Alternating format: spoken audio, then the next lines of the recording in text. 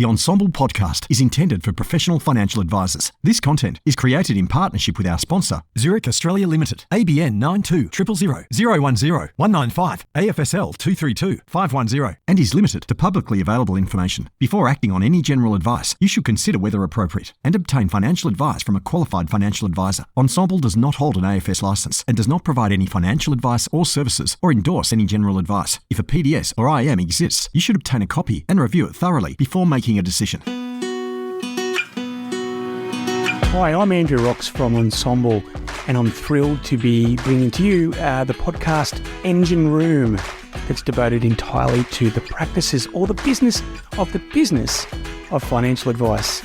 Over the course of the next many months, we're going to be interviewing Australia's best independent boutique advice firms, their practice managers, their GMs, on what environment is conducive to being a best practice, how they keep talent, how they attract talent, and what the future of financial advice is. It's the Engine Room podcast. Welcome aboard. Zurich is proud to be supporting this episode. The Zurich and OnePath Advisor portal is more efficient than ever before, giving you access to 2 leading brands with 3 highly sought-after products, underpinned by 2 powerful underwriting engines, all with 1 simple sign-on, making it easier for you to do business and perform at your best. Well, I'm really happy to be sitting down with Brad Rogers from WealthShore today. Brad runs a great business out of Warrnambool in Victoria, and in fact is already on his way to dominating the southwest of Victoria with quality advice with a real sort of friendly and cultural basis. So without any further ado, Brad, welcome to the Engine Room podcast. Thanks, Roxy. I really appreciate you having me on today. Well, and look, you're a really happy guy. I remember meeting you a couple of years ago, and you've just came across as an everyday kind of person. In fact, 2 seconds ago, is it Bradley or is it Brad? And he goes, "Nah, mate, it's Brad." So I've that kind of jocularity is the outward-facing Brad Rogers, but I know that you've got a steely disposition and you've got a real business focus. And with that in mind, I'd love to get to know you, and our listeners would love to get to know you. So what has brought you to running a financial services business called WealthShore today? Where did you come from? So I've probably maybe had one of the more traditional type routes of my genre. I went into the Commonwealth Bank graduate program of all places, so don't hold that against me. Mate, it's pretty cold today. The cardigan comes in handy. So I went through the graduate program, and then from there I spent a little bit of time in Canberra. I shipped through, I saw the writing on the wall with Commonwealth Bank probably, and then I jumped and went to the St. George Bank model, which was effectively the what I would call the self-employed model still within a bank. And what years was that happening? We're talking 2007, 2008 was when I jumped ship from the Commonwealth Bank. And then obviously the Westpac St. George merger happened and I lasted about a week. So from there that's basically when my business or the establishment of my business started. I joined up with an accounting firm in Warrnambool to re-establish my networks, and then from there I literally joined the Financial Wisdom license. That was 2010, and basically was running my own business as a one-person advisor and growing from there. And then the next stages of what happened there were we moved to RI Advice because we'd grown as a conglomerate of advisors sharing costs. And then we moved to RI Advice. The head advisor at that time was Stephen Hickman, who basically was retiring. So I took over his client base, and the journey from there was 2016 to now, and I've been on a growth trajectory. So and just taking a rewind, yep. What made you pick finance? So you went to Commonwealth Bank, what fresh out of school or university, or?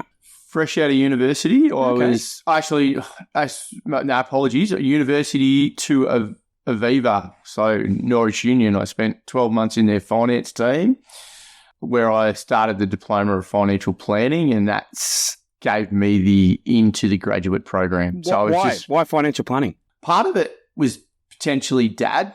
Dad was a financial planner in the Westpac Bank way back when they were selling 3 funds. They had the property fund, the Australian share fund, and a bond fund. So Dad was actually, as a short story, Dad was the best Westpac salesman in 1987. He got a little badge and everything. He still talks about that. But that was probably a little bit because Dad always instilled share market and everything like that. And when I got to university, I just didn't like accounting. I was in a specialist degree, accounting and finance, and I just didn't like the accounting side. Let's be honest, I wasn't cut out for that. But I did like the finance and the law side of my degree. And financial planning is a really good fit to the finance and law. You get to use all your technical knowledge, and then you get to talk to people, and it's different every day. So that's what drew me to financial planning. And it sort of sounds like your dad being a legend in 1987. Is that before September 1987 or after? But we'll come to that. And you only lasting 1 week in Westpac because they're all like, oh, your dad won the award. He tells about it all the time. But clearly you had that lineage in your family. It's good to know what you don't like and accounting. And I also did accounting at university, and I make a terrible accountant, which my CFO and my accountant will readily admit in long form. But in relation to the motivation of the bit of financial advice, so you've moved into that practice, that accounting practice. You were there by your lonesome for a period of time. And how did you sort of convince the accountants to trust their clients with you when you wouldn't have been that old when you kicked off? Nah, thankfully there was another financial planner, an older financial planner at that time that was looking to transition out. So that he'd done all the hard work with the accountants. So, and look, I love accountants. I just couldn't be one myself. Look, they're very important. And I believe accountants and financial planners should work together. So that's the biggest challenge, I think, is convincing accountants that they should be working with financial planners. But I do a lot of work around that. So that's that. And look, they were more than comfortable with my technical skills. I think that surprised them a little bit, that they had this view that financial planners didn't have knowledge or weren't capable. So I think that was the biggest, at my age when I was there, that was that gave me cut through. So they were able to trust me with my knowledge. So that's how we developed a working relationship. I think you're right. I think the way to an accountant's heart is through your brain. And, historically, the stereotype of financial planners was more sort of sales front and less about technical. And I think that impressing upon them that you actually know a little bit about what they're doing does go a long way. And so you've now managed to get your own business. You were licensed through FinWiz, that's for the old people who are listening. And you've moved into RI, as you said, you got into more of a conglomerate there. Did you merge a few businesses together, or was it always you leading from the front and bringing people along? So prior to 2016, it was effectively that conglomerate. There was a few advisors, and all of them dropped off effectively. They were older advisors, and they were just joining up to, which a lot of people would probably know about who were in the financial advice, to get volume bonuses. It was all about the volume bonuses, and back then that's why they all joined together. They all dropped off as they retired, and effectively their books worked into mine. At that point in time, I then went and had to effectively recruit advisors to my business. So I've been on a steady growth profile since then. I was very, very lucky that Emma Arthur, the first advisor that came across, said yes. So she's an amazing advisor in her own right. And I went to school with her, so I've known her for a long time, and it was just so happened that she needed a bit more flexibility. And the other business she was at were looking for a more of a structured commitment to full time. And I said, well, I need an advisor. Do you want to come over? And she said yes. So I was very, very lucky in that sense. And look, a shout out to Emma, who clearly knows where the skeletons are buried in your back history, knowing you from high school. And I note that she's also gone on to do a bit of aged care speciality as well. As that we might talk about a bit more about your practice in a second. But given the location that you are, which is quite a popular sort of area for business, but also retirees, etc., I'm sure that is a very useful feather in your cap. Yeah, no, Emma is a specialist in aged care, and we'll talk about that more. But so from there, Emma and I grew our team and got our admin back office, and we played around with that because we relied a lot initially on good people as opposed to good process. So I was on a learning curve and a steep one. But as we moved through the journey, I became a lot better at learning to give up. I couldn't control everything. So because I couldn't control everything, I got good people in my business that I trusted. And from there, we were able to build out really good process and everything along those lines. That then led to my contract paraplanner becoming an employee. And that's shout out to Susie, who is an amazing paraplanner in her own right. And she's also keeps everyone in this office under control. Was there a moment in time where you got that self-awareness? Was it born out of a business trauma, or was it just you woke up one day and the sun was rising over the ocean, or what was it, Brad? So it was a combination of probably two things. It was a business trauma because effectively I was a one advisor practice with this massive advisor book, and I was just doing the work. I was just putting in hours because that's what I was always taught to do. You just work and get through it. And it was just one of those trigger moments that I've gone, this is not going to be sustainable. And so therefore I engaged a business coach. So shout out to Phil Volk, who put me through what was Advice 3.0 when he was rolling that program out. And that led to you've got to get structure, you've got to get process, and you've actually got to let go. You can't do everything. So they were the two things that led me to delegation becoming my friend. And was it Paul Volk, did you say? Phil Volk. Phil Volk. And does Phil have a business name? Phil does have a business name. He has two business names because he's also got a financial planning practice. Oh, very good. But we'll figure it out and put that there. So yeah, we'll give him a quick shout out. But so I wanted to change gears a bit, okay? And so you've had that cathartic moment, and that a one-man band is not necessarily an engine room. And then given that this is an engine room podcast, I'm really interested from that moment onwards. Let's call this, it's from the birth of your self-awareness that you can't be the front, middle and back office and have a sustainable business, a happy life, and actually look those large number of clients in the eye and tell them that you can do anything other than being reactionary, which was the stereotype of the past. So with that in mind, maybe give me a feel now of just an idea of your organisational structure. How many ARs do you have in your business, Brad? I've got 5 ARs. I've just brought through a PY advisor who came out of who was my office manager. Fabulous. Brilliant. So that's I've got 5 ARs and obviously, yeah. So and what kind of clientele does the practice have? We mainly have we're in the country, so we're obviously on the coast here, and we've got a wide variety of advisors. Wide variety of clients. So therefore, we have your typical mum and dads. And then obviously, but we've also got your small business clients and the farmers that are selling up their dairy farms, and the specialist high wealth clients.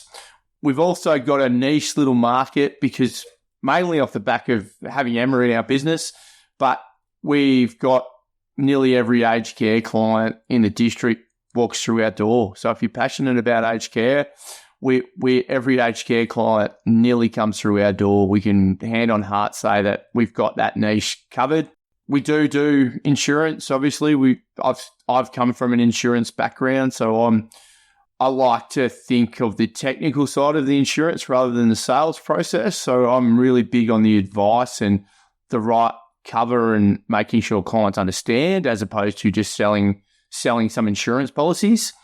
But we've got a broad range of policies per se and clients on the book, and we cover off on your mid to high wealth type clients that want advice. And given you've got 5 ARs and you've got a back office, and a great paraplanner who you gave a shout out to before, how do you arrange the service lines? Are they in pods led by sort of the typical lead advisor, or do you share the clients along the journey, particularly because you've got some aged care, or how do you arrange the delivery of services to clients? So we're really big on making sure the right advisor is in front of the right client. So that's always been our mantra, is to make sure the client gets the right advice. And how we do that is we'll regularly do joint appointments with 2 ARs. We'll have an AR walk out of a meeting and go, you'll need to do the rest of that because that's aged care, or that's sitting in your speciality, or they're going to fit better to your personality. So I do that regularly because my client base is probably at capacity. So I'm regularly handing over clients to the other advisors in the office. And I think that also, this being the Engine Room podcast, you're yet again one of those advisors in transition from being the lead advisor to spending a lot more time on the business. Would that be a fair comment, Brad? Very much so. Without the Engine Room, and probably that's the big piece of my business structure now that's got to allowing us to do what we need to do, Roxy, everything falls down. And so I would like to know your definition, okay? So as we've just done the lead-in, you've mentioned the type of clients that you've got the geographical setting, you've got some long-term ARs, you've just taken someone through their PY year, which is to be congratulated. You've arranged people, you've got self-awareness so that that even if a client is referred to one advisor, if another advisor's got a better skill set and a better experience, you're going to do that. So it feels like you've got your front office rules and sort of the way you do things around here down pat. And how are you looking to build for the future, which is, to your point, the Engine Room? And how do you do it sustainably in a quite a limited talent market in Warrnambool? That was one of our biggest hardships at the very start, was we'd put an ad in the paper and you might get 1 or 2, and there's no financial planning experience. It's not like we're in the city where there's all these financial planning admins and looking to grow or jump or not happy with it. Just didn't happen. So we went through this stage where we tried a few different people, good people, but just didn't get financial planning. To the extent that we then gone, how do we fix this? Which then led us to outsourcing. So and a shout out to VBP. And we partnered with VBP because that allowed us to bring people into our business, train them, and we could use them to our process, not adapting to a process that the outsourcing has. There's 2 types of outsourcing as I see it. There's one that's got their process and you tap into it, and then you take their process and you get a delivery. Or what the way I see VBP and was they became your team member. They're your resource. You train them with the assistance of VBP. They train them. They have their own manager, but effectively you have your own manager in-house, and that's how we really got cut through with our outsourcing. And then from there, we grew the team from 1 to 7 effectively. And so what was the effect of just being able to get that leverage in a quasi-rural regional area? You're a quasi-regional, you're not full regional, but you're definitely not city, as you said.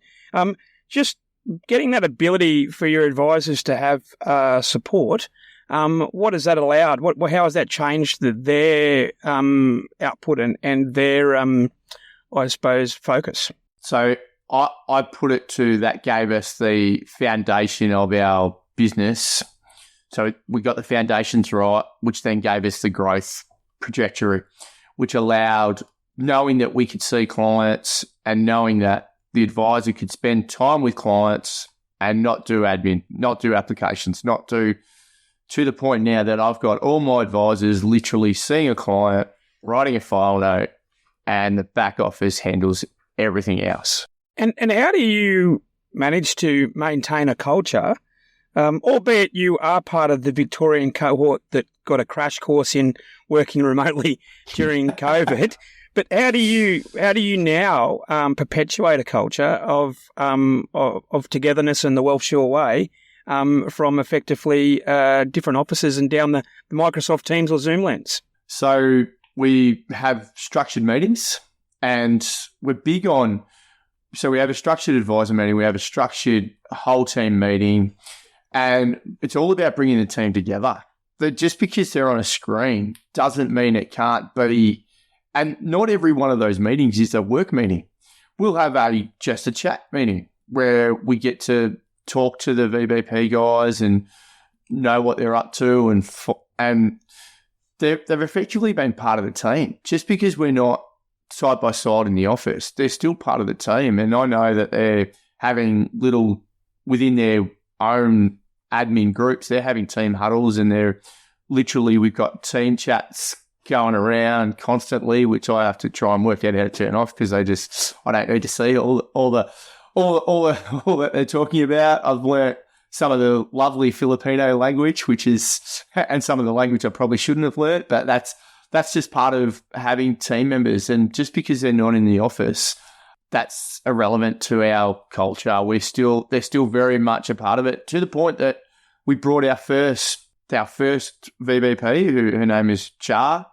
She's been with us for over 5 years now, and she's now in our office. So she's come to Australia for a month just to be part of the team. So that was really exciting for her and us. So quick time out. I'm recording this in the beginning of June. It might go out in July. How does a balmy 8 degrees in Warrnambool sort of sit with those team members? Oh, she's struggling big time. It's a little bit cold, but she's got a very, very warm snow jacket, and she is going to go up to Queensland where there is some sunshine apparently. But so no, she's going okay. Oh, awesome. And look, just jumping into sort of some of the other tools that you have. You mentioned before that you're licensed through RI Advice, which comes with it the associated technology on Xplan and whatnot. But is there any other technology that you utilise in your business? Yeah, so RI Advice have bought a tool, which was called the Wealth Report, and they've adapted that and used that. Effectively, it's a front-end client projector tool. Doesn't really matter what tool you use, but I can tell you that the projection tool changed the way we have client conversations within our office. So when we brought that into the office, it allowed advisors, and all the advisors have said the same thing, you have different conversations, and that allows for what I believe to be better advice. So whether it be Wealth Projector or some other tool that shows projections, and I'm not wedded to any particular technology. I'm big on using the best technology at that time because technology changes. So that's part of my mantra, and I'll use what I believe is best for my business at that time, and then if I need to change it, then I will. Well, look, I'm a big fan of the Wealth Report. I started actually using that in 2014, many years before it was purchased by IWF, and really because I got weary of being, we had quite sort of robust and emotional and passionate meetings of clients, and then that was backed up with pretty dull and repetitive documentation that you gave them. So that was our main premise. So I think it's good. But you're also right; these things do change, and it feels like every other month there's a new piece of technology, which either is or claiming to sort of solve that that goals-based advice and that client-centric one. So I think we're in good hands in financial services. Was there any other pieces of technology? You mentioned you're a pure play financial planning business. Do you, for instance, do you use any sort of self-managed super funds technology or? So we have partnered with Intello for our self-managed super fund space. So they effectively allow us to plug into their IT system and upload all documents and allow our clients that need that or want a higher level of self-managed super fund cut through to log into their system. So we have done that.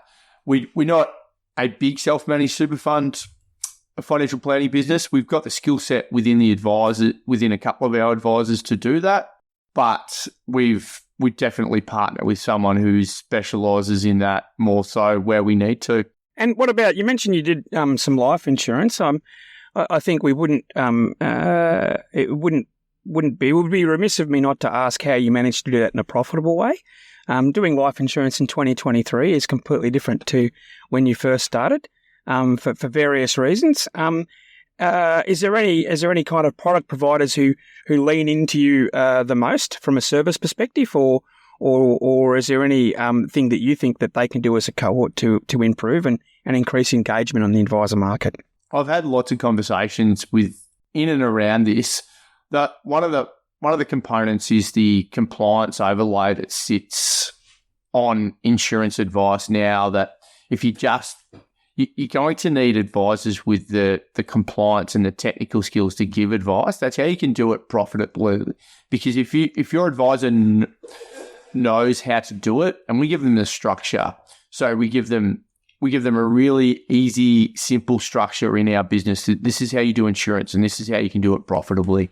So it's effectively a 5-step process in our business, and I don't want to talk too much about advice because this is about the engine room, but the process plugs into our engine room and they pick it up. So therefore, the advisor's not doing a lot of grunt work, and that's how we can get profit in insurance, because obviously commissions have come down, but because the advisor knows the process and that then feeds into the admin team, that's how we can get insurance advice out profitably. And what about investment then? Do you operate an SMA or an MDA, or do you have particular platforms that you bias towards? I'm very much biased to SMAs or managed accounts, and I saw the writing on the wall to have profitable and growth orientated business. You can't be running paper models or a different model for every single client, because it just doesn't fit into a process. So the big advantage that I see in SMA, managed accounts, even multi-managers, because they're effectively the same thing, is that the investment risk is taken away from your business. So that's a tick. Plus, it also gives standardized process for all your back office admin, because they know that it's a managed account. Oh, well, that's easy. So when they're doing implementation, it takes away implementation risk. So the admin around and the growth that comes with looking at your business and going, we use a managed account or we use an SMA, which gives us growth, structure, and the clients love it. The clients actually, when you start speaking to the clients about managed accounts and how they move and transition and will adjust to them, they said, oh, we thought that's what you were always doing. But you were, but you had to do so much work to make it look like you weren't doing as much work. That's exactly right. And it means that the advice and the review is focused on their goals and objectives and not having to do an ROA and not having to do a switch. And it cuts out all the extra work and all the extra processing and typing and implementation that goes with having to do it the old way. And is there any who do you partner with? Who does the platform? And so we've obviously partnered with IFF model portfolios, but Matt Olson's models have absolutely smashed it out of the park. So shout out to Matt. But effectively that plugs into multiple platforms. So we actually have a big partnership with Colonial First State, being not a wrap. It's a master trust, and we know that. But the model the MDA is actually on Colonial First Aid. And for our larger clients or the clients that need a more sophisticated type portfolio, we use Hub 24 because the MDA is on Hub 24. So, and then to that other point, if the client's existing portfolio needs to stay, we'll stay there. Well, that's good because that gives you that sort of that flexibility. And you've given me a bit of an idea of the details of your practice, and you self-profess you've come through the traditional route. It doesn't get more traditional than your dad was a plumber. You started at CBA. You worked in bloody Canberra. I think it's almost a satire that you've done that. But what I would love to know now is you've grown as you mentioned quite rapidly in a regional area. I would like to know why people join you outside of going to high school with you, because you'll run out of those pretty soon. Why people stay and why are they growing? What's your culture all about, Brett? That's a really good lead in there, Roxy. And I'll talk to Steve Greenham. He's recently joined our practice. He's in Portland, so we now have an office in Portland. But he was the traditional AMP advisor. He was licensed to AMP, and then he ended up at FSP. But he was a 2-advisor practice, fully AMP. And I got to know Steve. And he's been around. He's been going since 1992, his profile says. He has. So he's done his time. So, but what has happened is Steve is a great planner, but he just needed advisor and structure around him. So he was sort of he was one of these advisors that probably, and Steve won't mind me saying this, he got a little bit disenchanted with advice, and he was when we started chatting, it was all about him retiring and getting out of the network and getting out of advice. And within 12 months, probably only took about 4 or 5, to be honest. We put our process around him. He started coming to advisor meetings. We started having joint advisor appointments. We bounced ideas off each other, and he's fully now invested and loves the process. Loves the fact that all he has to do is see the client, give it to our back office. And he's the biggest problem is just keeping him under control, or he'll see too many clients, and to the point that we have to bring on more people to just accommodate. But that plugs into our process, so it's actually okay. But your engine room has effectively, given the backdrop of the statistics of so many advisors leaving, and there's a number. I was listening to Core Data's number the other day. I think we're at 15,000 advisors. Steve had a good chance of being one of those statistics of just leaving, but by actually creating that environment and having the, I suppose, the flexibility of having him in his hometown as well. You've not only it's like basketball. You've defended the basket, but you've then attacked and got a few points. So well done, and it's it's the whole point of promoting the business of the business is that there are many advisors that I think have been maligned, and a bit older advisors. And I think that if you do wrap a support network around them, you're going to get nuggets of gold everywhere you look with these people. Would you agree with that? Very much so. Look, sometimes it's just about having conversations and re-engaging and reigniting that passion that was financial advice. Yes, it's changed a little bit, but the advice is still talking to a client, finding out what they want, and giving them a solution.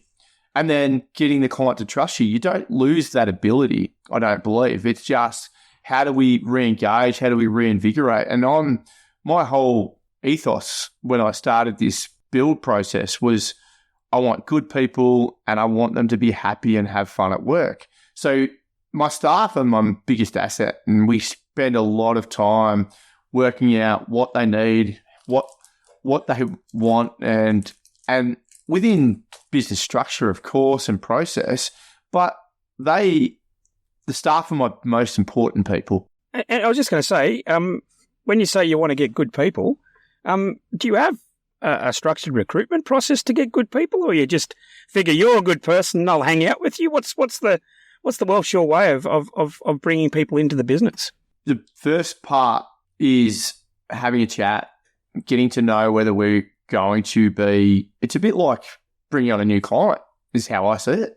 We get to know each other. We start having conversations, and then it is structured in that there'll be a few interviews, and there'll be we also like to do a disc profile just to get to know how they like to and how they will fit into our team, because obviously given Steve came in as a frontline AR in relation to the disc profile, and a lot of people listening would have done one of these in their career. What are you looking for in particular? And is it the normal stereotype, or is it something else? I'm not looking for anything particularly on that disc profile. What I want to know is what is the disc profile, so that I then know how that would then fit into my team. Perfect. And then also allow my team to adjust and understand that this person's going to prefer an email, this person's going to prefer and this person's not going to give you all the information because they operate over here. So you're going to have to remind them. So it's all about learning and adjusting so that we get the right outcomes. Probably also give you early doors insights into the type of clients that work for these advisors as well. So no, well played. And the second one is you like good people having happy and fun time at work. How do you reward your team, and how do you have fun? What's fun and reward look like at WealthShore? So we're big on this, but there's a couple of set reward stuff that we always do every year, and one is end of financial year, and one is the Christmas party, and they're well renowned. But we'll also do ad hoc.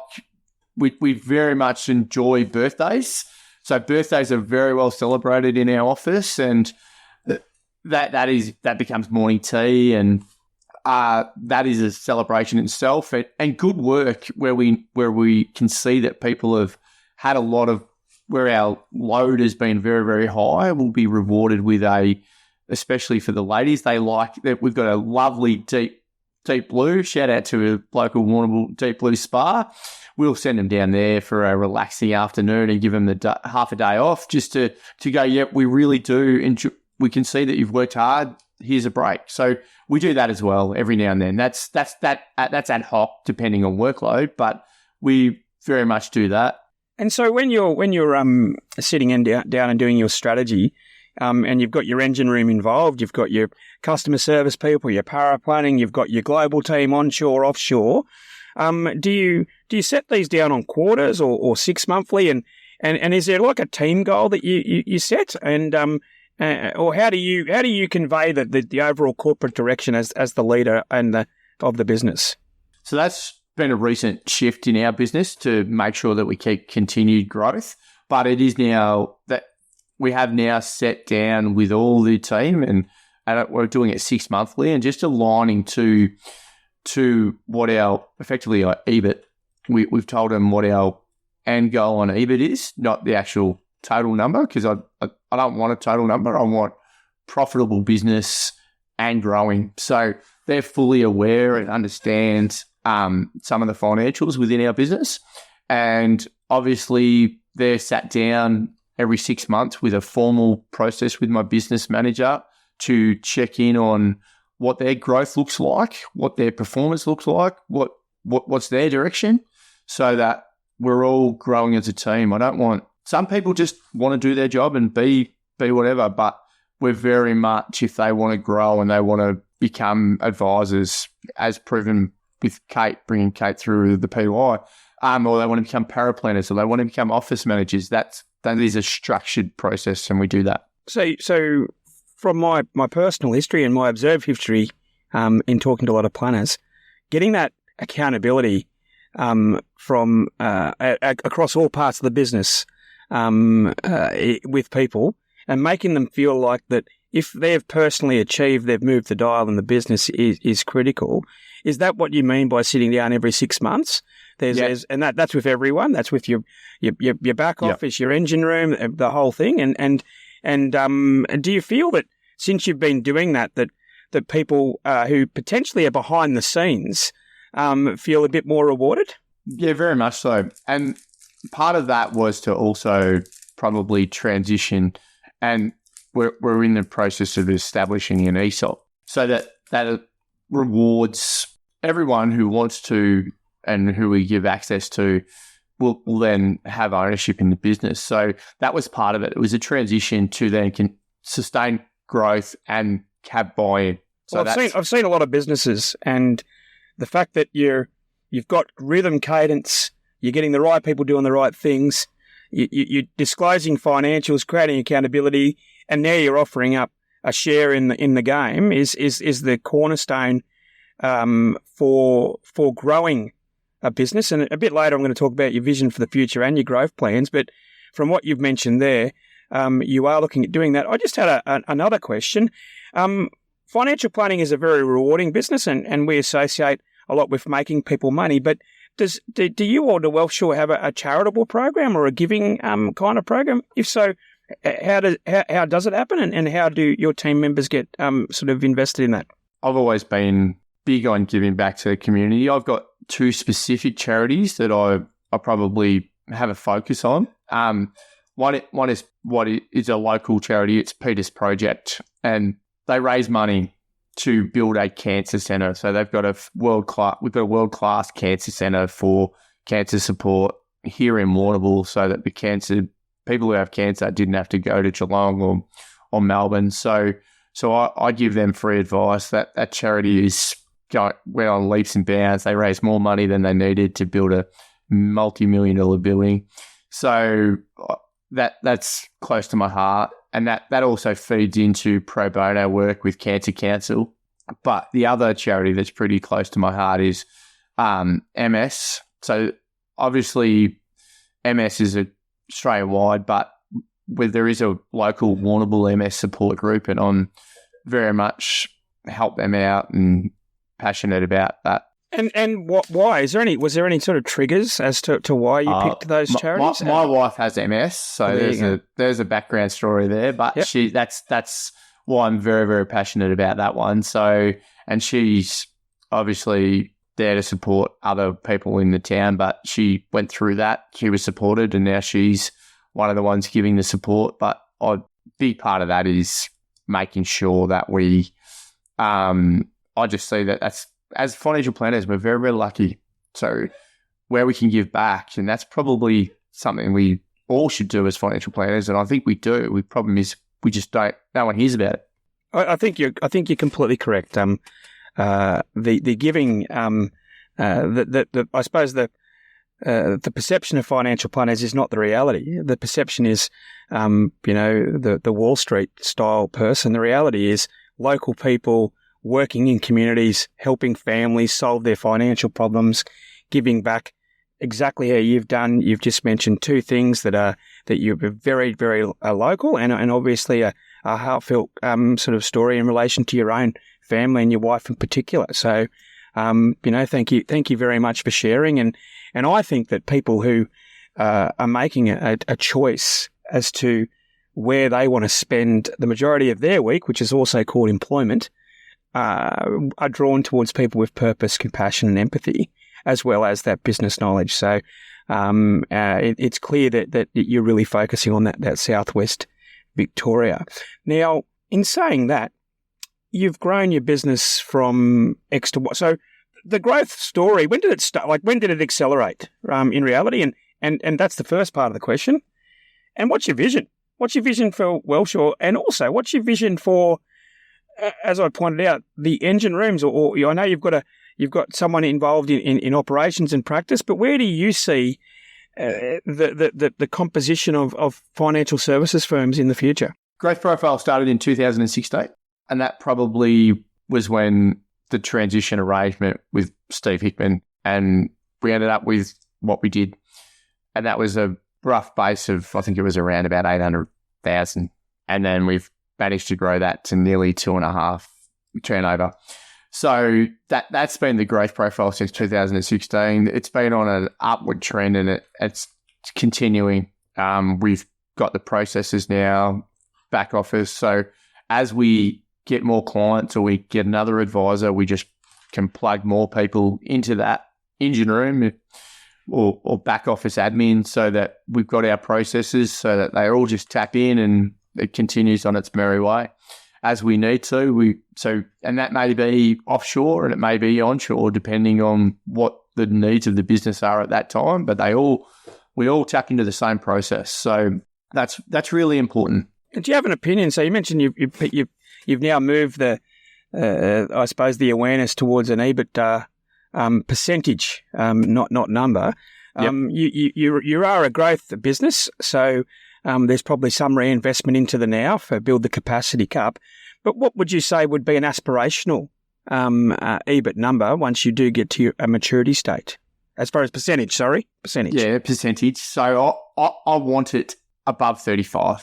So, and obviously it's sitting not quite there yet, but it's getting closer. And if we can have it at 35 and continue to grow the obviously the revenue and keep the expenses in line, then we end up with an amazing business. And also, no point having an ESOP if you're doing an ESOP into a business that doesn't make any money. That's called just getting a raise. yeah, that's capital raising as opposed to that. So, so obviously that's where the business is going. And look, we're looking to get good people who are on the same journey, people who want to plug in. Anyone who wants to see change or come down or wants to be in the Southwest and want to reach out, more than happy to have a chat. So, and also, your office is in Warrnambool, but you've got one in Portland. Your take on where the future team members in your area are operating from is flexible, or have you got a particular vision on that? Yeah, very much so. Because of the changes gotta love Dan Andrews or not. We got locked down. So my paraplanner is actually in Queensland. So my advisors, we've got Zoom, we've got Teams where they can be anywhere they like and fully flexible in the sense as provided they're seeing their clients and doing their job, then they can tap in. They could be overseas. And just I'm throwing a thought bubble out here. Just reiterating, that would also indicate that you've got no problems having clients in Melbourne or Geelong, as you've intimated. So I think your pitch just then was if you're an advisor in the area and you like the idea of the engine room, but also if you're an advisor who just likes to come down and smell the sweet sea air, you're open to those kind of approaches. Would that be fair, Brett? Very much so, sir. And what about growing inorganically through a merger or acquisition? Is that ever you've yet to do that? But is that ever been an idea? The actual last one was a merger in the sense that Steve came in as a merger, so that was a merger of the practice. So we can do it that way as well, and it really just does depend on the people and what's going to work. Because I'm big on win-win. So if it's not going to fit, then that's okay. But where we're aligned, we can work out the best way. And if that's an acquisition, if that's a merger, then that will be a discussion point and we'll come up with what's best for everyone. And that's how you succeed in business, because that's my view, in that if you're making things better for everyone, then you get a better result, and then people buy in, and the end result is the clients are better off because you've got happy staff, you've got a good result for the clients. So that's how I have tried to do everything while I've been on this trajectory. And I think you've just very clearly articulated the whole business premise for Ensemble. You know, it started with creating the positive evolution of financial advisors or advice. It's nailing the brief of advisors, and what Ensemble wants to promote now is that it's a home for everyone in the advice ecosystem. Whether you be a paraplanner or a financial planning administration person, it's still good to have peers, and it's still good to ask questions and get answers from people who are going through the same things, and they might be in Darwin or Perth or Warrnambool, but it gives that real community spirit. And without creating great environments, we'd be back at the beginning of this podcast with you you being one person and not really being able to service people too well, to where you are now, where you proudly mentioned that you kind of dominate the aged care sort of market, which also is a really big community service, because for every person going into aged care, there's worried children, adult children who may or may not be under financial stress. They don't know what to do. There's estate planning, professional estate planning requirements as well. So everything has a positive sort of flow on if you manage to build a good quality company. And do you have any sort of visions for the future of financial planning, so to speak? I think the future of financial planning is going to be very dependent on legislative changes, probably. But the future of financial advice in WealthShore is we've been very big on what the clients need, making the clients better. So we've very much streamlined our process and using technology to bring the clients along. So in that sense, the future is probably digitally enhanced by the advisor and client relationship to give the client better outcomes. That's probably where I see advice. What that ends up being will depend on legislation and what we're allowed to do, but it's very much open to the business to determine how they best deliver advice to the client. I think your passion and your down-to-earth nature is part of the reason why WealthShore is succeeding. I also note that your turnover of people in your business is very low. So once people do get into your environment, they do stay. And look, I've really enjoyed the Engine Room podcast. I also enjoy our social time. You can be quite a fun person to hang around. And if anyone would like any more information, it'll all be in the attached links. And without any further ado, thank you very much for being on the Engine Room, Brad. Have a great day. Cheers, mate. Thanks, Roxy. Really appreciated the time and the chat, mate. Hopefully people got something out of it. Cheers. Take care.